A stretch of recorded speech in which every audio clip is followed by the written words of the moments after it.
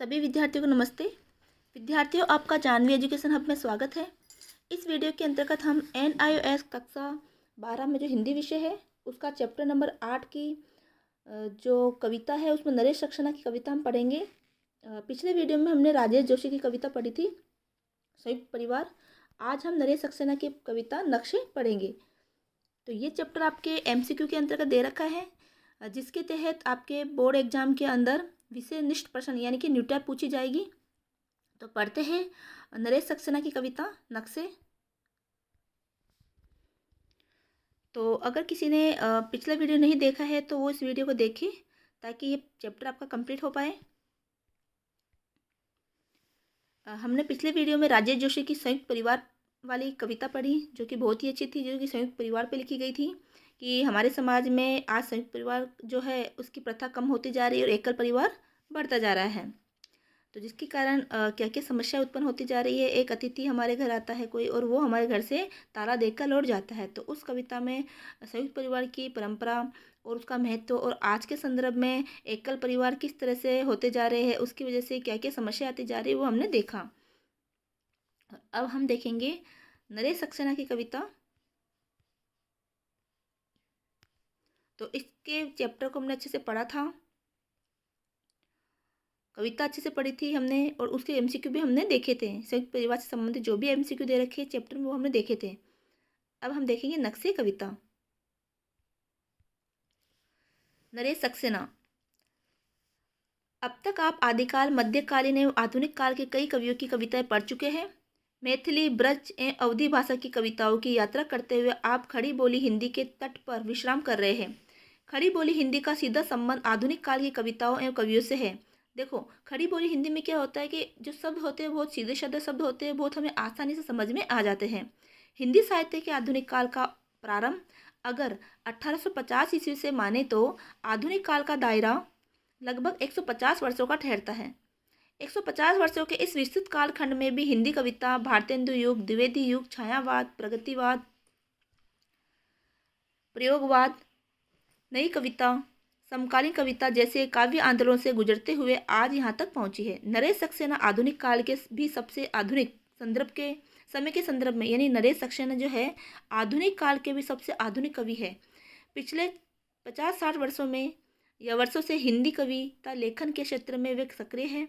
अतः उनको पढ़ना और जानना आधुनिक समय और समाज के बदलावों को जानना है, क्योंकि नरेश सक्सेना जो है वो हमारे आधुनिक काल के कवि है। पिछले 50-60 वर्षों से वो कविता लिखने में सक्रिय है। ठीक है, तो वर्तमान समय की समस्याओं को भी उन्होंने लिखा है। वर्तमान समय की जो संस्कृति है, जो सभ्यता है, जो हमारा चलन है, हमारे जो सामाजिक बदलाव है, वो भी उनकी कविताओं में झलकती है। नरेश सक्सेना की कविताएं प्राकृतिक सौंदर्य के विविध रूपों, इंजीनियरिंग पेशे के अनुभवों एवं मानवता के प्रति अपार प्रेम से भरी हुई है। वैश्वीकरण के पश्चात भारत के संदर्भ में 1990 के बाद बदली हुई विश्व व्यवस्था, बाजारवाद के प्रति प्रतिरोध की भावना एवं पर्यावरण की चिंता भी नरेश जी की कविताओं में दिखाई पड़ती है। नक्शे कविता पढ़ते हुए आप इस बात को और भी गहराई से समझ पाएंगे। तो आइए पढ़ते हैं कविता के मूल पाठ को। तो नक्शे कविता में जो है हमारी विश्व की व्यवस्था है, बाजारवाद के प्रति प्रतिरोध की भावना है, पर्यावरण की चिंता है, उन कविताओं को दिखाई पड़ती है। किसकी कविताओं में? नरेश सक्सेना की कविताओं में।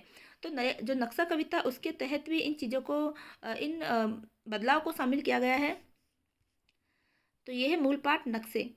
आइए अब कविता से रूबरू होते हैं। किसी भी कविता को समझने का सबसे महत्वपूर्ण हिस्सा होता है उसका उचित आरोह अवरोह के साथ पाठ वाचन। तो सबसे पहले उचित आरोह अवरोह के साथ नक्शे कविता को पढ़ते सुनते हैं। नक्शे में जंगल है पेड़ नहीं, नक्शे में नदियां है पानी नहीं, नक्शे में पहाड़ है पत्थर नहीं, नक्शे में देश है लोग नहीं, समझ ही गए होगे आपकी हम सब एक नक्शे में रहते हैं। तो नक्शा यानी कि मानचित्र। तो हर चीज़ का नक्शा आज बन चुका है।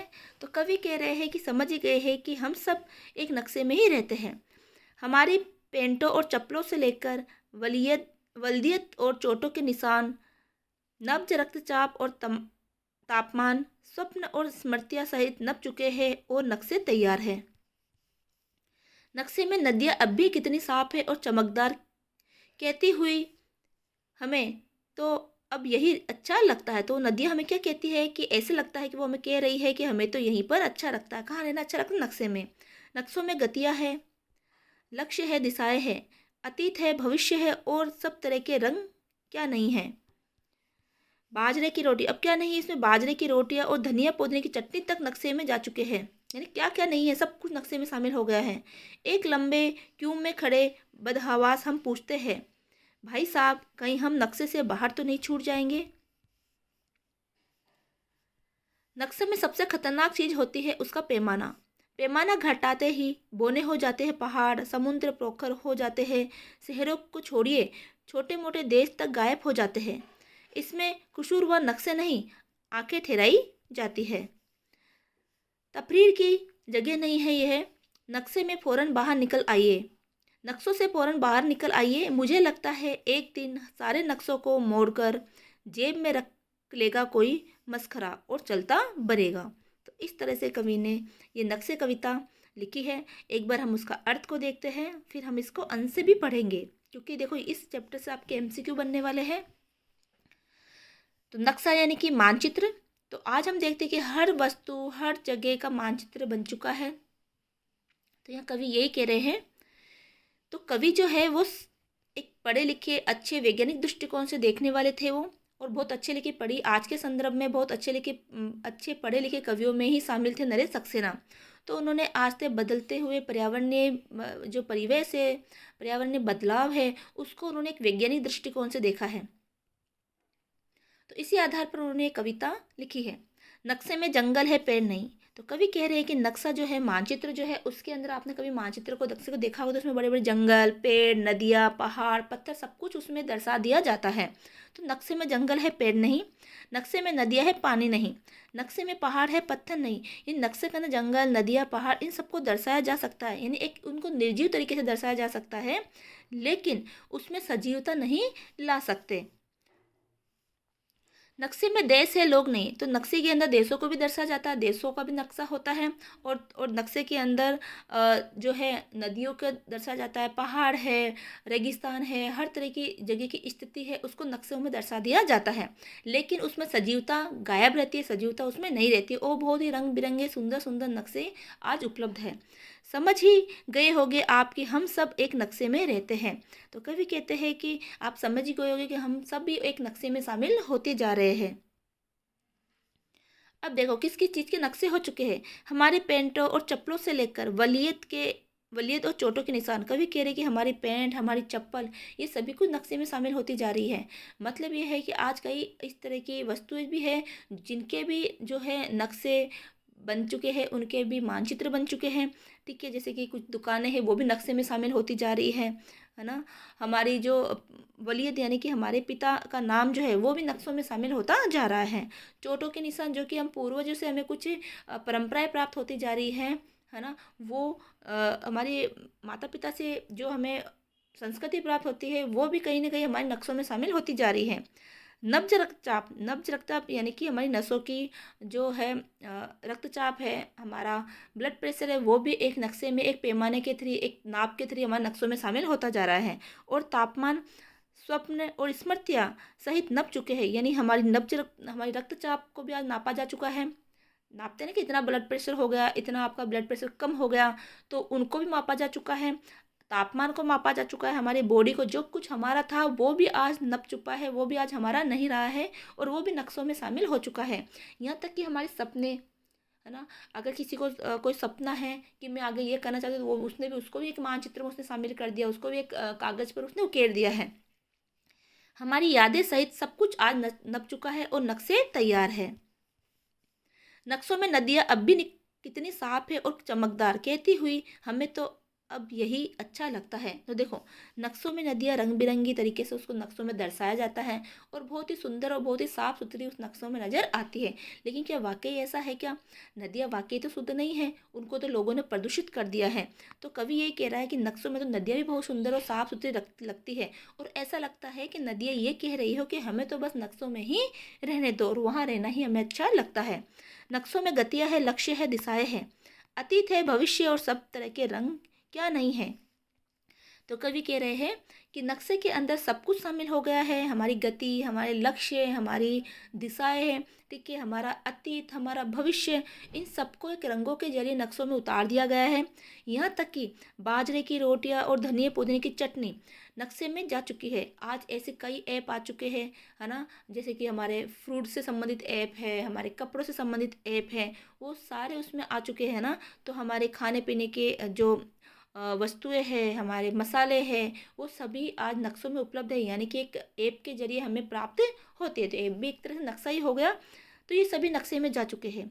एक लंबे क्यू में खड़े बदहास हम पूछते हैं, भाई साहब कहीं हम नक्शों से बाहर तो नहीं छूट जाएंगे। तो कवि कह रहे हैं कि हम लंबी पंक्ति में खड़े हैं, हम सभी लोग उस नक्शे में शामिल होना चाहते हैं और हम पूछते हैं कि क्या हम इस नक्शे से कहीं छूट तो नहीं जाएंगे, यानी हम इस नक्शों के आदी हो चुके हैं और उन नक्शों में हम भी शामिल होना चाहते हैं। नक्शों में सबसे खतरनाक चीज़ होती है उसका पैमाना। अब हमें पता है कि जब नक्शे बनाने के लिए क्या चाहिए होते हैं, पैमाना चाहिए होता है। कोई भी मानचित्र बनाना हो तो उसके लिए पैमाना, एक नाप चाहिए होती है। तो देखो, पैमाने के अनुसार नक्शा बड़ा या छोटा होता है, ठीक है। धरती के जो पैमाने को नक्शों में नापा उतार दिया जाए, जैसे मान लो कोई नक्शा है ना, 1 किलोमीटर जो हमारी पृथ्वी की जो लंबाई है, हमारी ज़मीनी लंबाई है, 1 किलोमीटर के दायरे को वहाँ पर 1 सेंटीमीटर में दर्शा दिया जाता है कि 1 सेंटीमीटर मतलब 1 किलोमीटर। अब 1 किलोमीटर में जो भी वस्तुएं चीज़ें हैं वो क्या सारी 1 सेंटीमीटर में दर्शा दी जाएगी? नहीं, कुछ मुख्य मुख्य चीज़ें ही उसमें दर्शाई जाएगी। तो ये हमारा पैमाना होता है। तो पैमाने के जरिए ही नक्शा बनता है। तो कवि कह रहे हैं कि नक्शों में सबसे खतरनाक चीज़ होती है उसका पैमाना। पैमाना घटते ही बोने हो जाते हैं पहाड़। तो कवि कह रहा है कि जैसे ही पैमाना घट जाता है, पैमाना छोटा हो जाता है, तो उसमें पहाड़ है, नदियाँ है, पोखर है, सभी छोटे हो जाते हैं, है ना। समुद्र पोखर हो जाता है। इतना बड़ा विशाल समुद्र, उसके अंदर छोटा सा नज़र आता है, वो एक पोखर के समान नज़र आता है, तालाब के समान नज़र आता है। शहरों को छोड़िए, छोटे मोटे देश तक गायब हो जाते हैं। अब जितना पैमाना होगा उसी के अनुसार वहाँ पर नक्शा बनाया जाएगा। तो कवि कह रहा है कि छोटे मोटे शहर तो दूर की बात है, वहाँ तो बड़े बड़े देश तक गायब हो जाते हैं, वो भी उस पैमानों में छूट जाते हैं। इसमें कसूरवार नक्शे नहीं, आंखें ठहराई जाती है। तो जब हम पैमानों को, नक्शों को हम देखते हैं तो उसमें कसूरवार जो है नक्शा नहीं ठहराया जाता है ना, उसको बनाने वाले लोग नहीं ठहराए जाते, बल्कि हमारी आंखें ही ठहराई जाती हैं। तफरीब की जगह नहीं है ये, यानी कि जो नक्शा है, तो कवि इसमें हमें समझा रहा है कि देखिए, नक्शा कोई, आप नक्शे में देखते हो, नक्शे में हर चीज़ आपको शामिल दिखाई देती है। तो नक्शा कोई मन बहलाव की चीज़ तो नहीं है कि आप मन बहलाने के लिए इधर घूम आए नक्शों के जरिए। तो नक्शा कोई मन बहलाने की जगह नहीं है। नक्शों से फ़ौरन बाहर निकलिए, यानी आपको नक्शों से बाहर निकलना है, हकीकत की ज़िंदगी में जीना है। मुझे लगता है एक दिन सारे नक्शों को मोड़कर जेब में रख लेगा कोई मस्करा और चलता बनेगा। तो कवि कह रहे हैं कि मुझे ऐसा लगता है कि एक दिन कोई मस्करा, कोई, है ना, हंसी मजाक करने वाला कोई व्यक्ति नक्शे को मरोड़ कर अपनी जेब में रख लेगा और चलता बनेगा, और हम सब ठगे से रह जाएंगे। तो हमें नक्शे से बाहर निकलकर वास्तविक दुनिया को जीना है, वास्तविक स्थिति को देखना है, उस स्थिति के अनुसार हमें समाज में अच्छाई के लिए परिवर्तन करना है, हमारी एक वैज्ञानिक दृष्टिकोण रखनी है। अब इस कविता को हम अंश से देखेंगे। तो पहला अंश है, उसकी पहले हम कविता पढ़ लेते हैं कि कहाँ तक इस अंश का अर्थ बता रखा है। इस कविता में जो है, इस अंश में है कविता का कहाँ तक का अर्थ बता रखा है। नक्शे में जंगल है, पेड़ नहीं, नक्शे में नदियाँ है, पानी नहीं, नक्शे में पहाड़ है, पत्थर नहीं, नक्शे में देश है, लोग नहीं। समझ ही गए होंगे आप कि हम सब एक नक्शे में रहते हैं। हमारी पैंटों और चप्पलों से लेकर वाली और चोटों के निशान, स्वप्न और स्मृतियाँ सहित नप चुके हैं और नक्शे तैयार है। नक्शों में नदियाँ अब भी कितनी साफ है और चमकदार, कहती हुई हमें तो अब यहीं रहना अच्छा लगता है, हमें यहीं पर अच्छा लगता है। तो इसका अर्थ देखते हैं।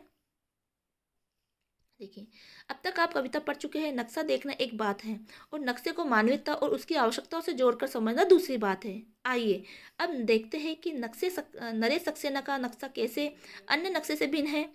मानचित्र में रचनाकार रेखाओं के सहारे मानचित्र बनाता है, जबकि कवि शब्दों के सहारे ही कविता में नक्शा गढ़ता है। शब्द ही कवि के कुची, रंग और रेखाएं हैं। नरेश सक्सेना मूल रूप से बोलचाल की भाषा के कवि है, इसलिए उनकी कविताओं में अधिकतर शब्द भी आम बोलचाल के ही होते हैं।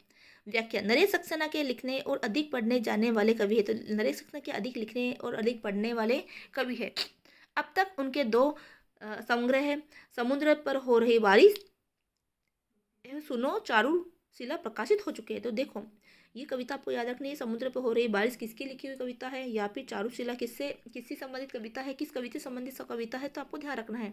नक्शे उनके प्रथम संग्रह की आखिरी कविता है। अब तक आप इस कविता को पढ़कर, जानकर और अलग अलग प्रश्नों का जवाब देकर समझ चुके हैं कि कविता में नक्शे की अवधारणा को विभिन्न दृष्टिकोणों से देखा गया है।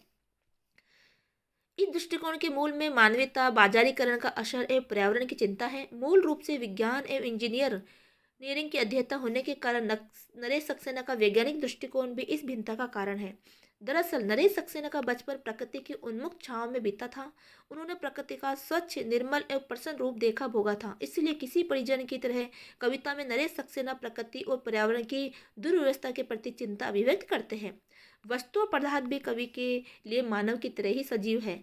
नक्शे कविता में कवि की इन भावनाओं को देखा परखा जा सकता है।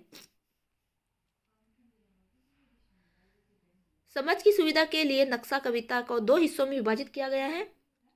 प्रथम हिस्सों में नक्शे में क्या है और क्या नहीं है का उल्लेख किया गया है। मध्य की 3 पंक्तियों में एक सामान्य व्यक्ति की जिज्ञासा और बदहवासी अभिव्यक्त की गई है।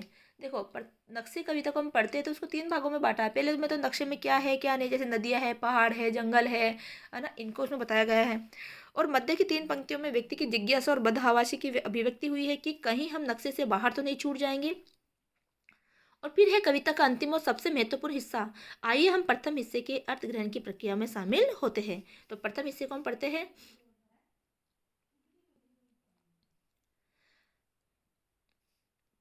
आप अलग अलग तरह के नक्शे का मुआयना कर चुके हैं।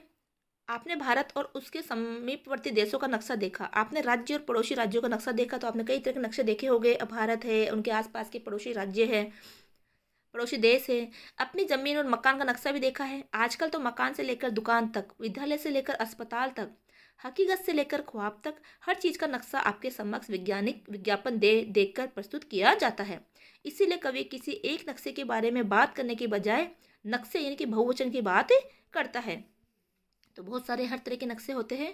कवि का कहना चाहता है कि जाने अनजाने आज के समय में हम सब किसी न किसी नक्शे में रहते हैं। अब सवाल ये उठता है कि यह नक्शा कैसा है, यानी वह नक्शा है कैसा। ये ऐसे नक्शे हैं जिसमें जंगल तो है पर पेड़ नहीं, नदियाँ है पर पानी नहीं, पहाड़ है पर पत्थर नहीं।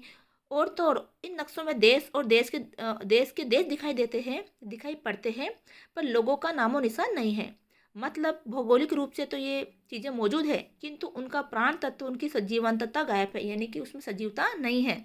नदी का पानी के बिना, पहाड़ का पत्थरों के बिना और देश का लोगों के बिना क्या अस्तित्व है, जरा सोचिए।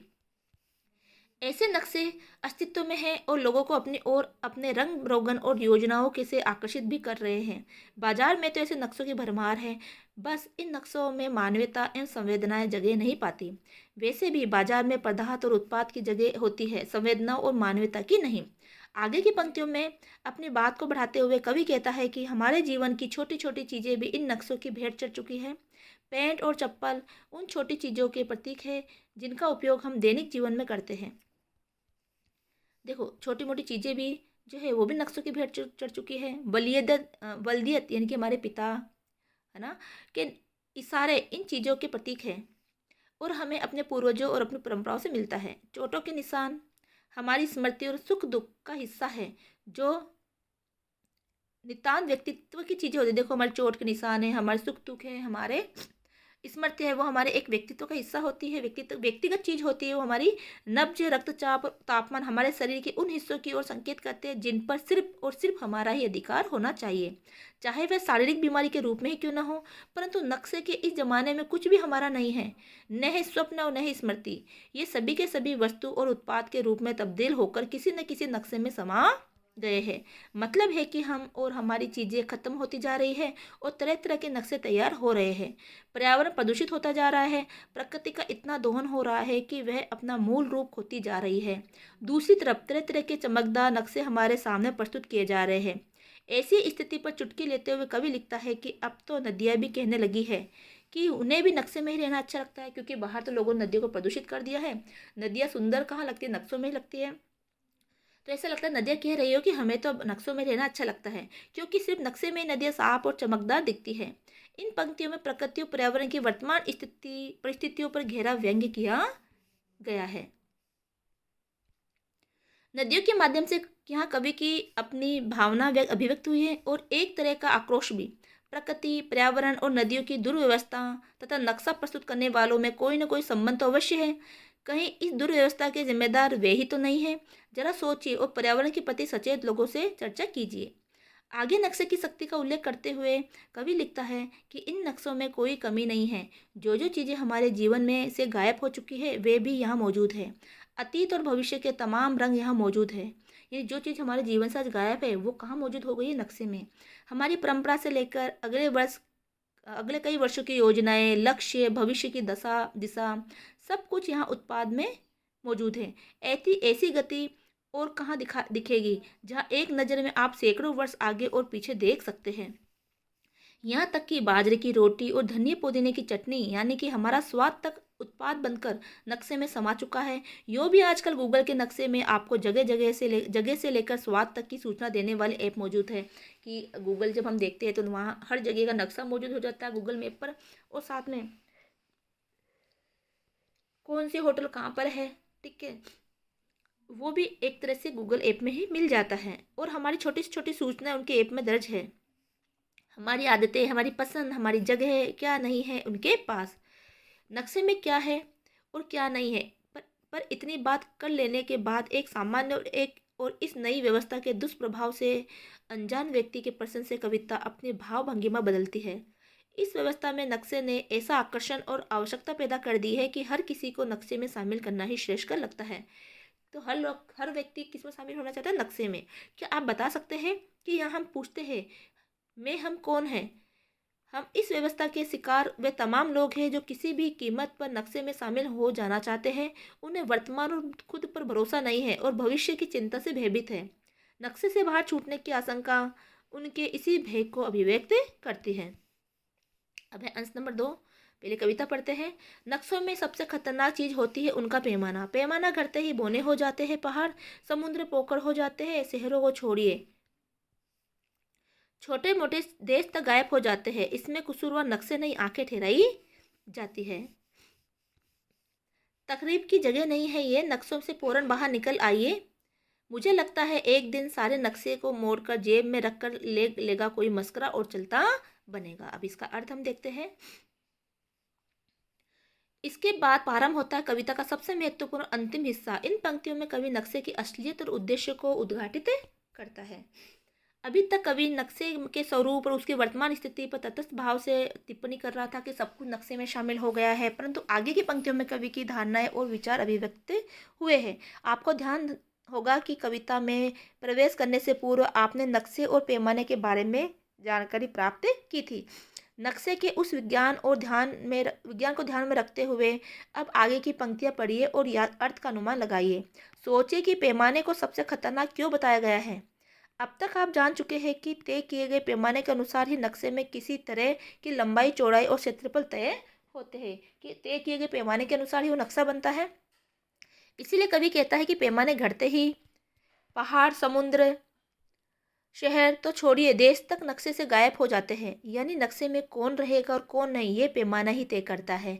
उदाहरण के लिए अगर पैमाने में 100 किलोमीटर को एक इकाई मान लिया गया तो नक्शे में 100 किलोमीटर से छोटी जगह नहीं के बराबर दिखाई पड़ेगी। और मज़े की बात तो ये है कि इसके लिए दोषी न तो नक्शा ठहराया जाता है और न ही नक्शे के योजनाकार को, यानी कि जिसने नक्शा बनाया उसको भी कोई कसूरवार नहीं ठहराया जाता, बल्कि दोषी उन लोगों को माना जाता है जो उस नक्शे को देखते हैं या उनमें शामिल होना चाहते हैं। यानी कि पैमाना 100 किलोमीटर को अगर एक इकाई के रूप में माना जाए तो 100 किलोमीटर में कितनी जगह होती है, कितनी चीज़ें होती है, वहाँ पर कितनी कई स्थान होते हैं, वो कहीं ना कहीं छूट जाते हैं। विश्व की तमाम योजनाएं एवं देश की विभिन्न सरकारी योजनाएं इसके जीते जागते उदाहरण हैं। यहाँ योजनाओं में शामिल नहीं होने की सारी जिम्मेदारी आम नागरिकों पर ही डाल दी जाती है। योजनाएं भी नक्शों में शामिल हो गई, कहाँ कहाँ किस किस जगह पर कौन कौन सी योजनाएं चल रही है। इसलिए कवि कहता है कि जितनी जल्दी हो सके इन नक्शों को बाहर निकल आइए। ये कोई आनंद या घूमने फिरने की जगह नहीं है। पता नहीं इन नक्शों की योजना किस उद्देश्य से बनाई गई हो। कवि आशंका व्यक्त करता है कि न जाने इन नक्शों के पीछे कौन कौन से षड्यंत्र हो, या फिर कोई सोची समझी रणनीति से हमें मूर्ख भी बना रहा हो। कवि को लगता है कि एक दिन कोई परिहास करने वाला व्यक्ति सारे नक्शों को लेकर चलता बनेगा और हम ठगे ठगे से देखते रह जाएंगे। नक्शे की राजनीति करने वाले व्यक्ति हमारे वश में नहीं है, किंतु हम तो अपने आप को इन योजनाओं और नक्शों से बाहर कर सकते हैं। इसलिए कवि कहता है कि अंत में तमाम लोगों से अपील करता है कि नक्शों से फौरन बाहर निकल आइए। प्रकृति और मानवता के हित में यही कि मनुष्य नक्शे में शामिल होने की इस अंधी दौड़ से बाहर निकल आए। तो इस तरह से नक्शे कविता के बारे में बता रखा है कि आज जो है हमारा देश में कई तरह की पूंजीवादी व्यवस्था मौजूद है, जिसके कारण हर चीज़ हमारे सभी चीज़ें नक्शे में मौजूद होती जा रही है। तो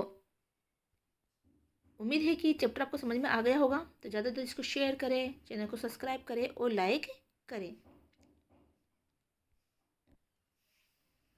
तो मिलते हैं अगले वीडियो में। जय हिंद, जय भारत।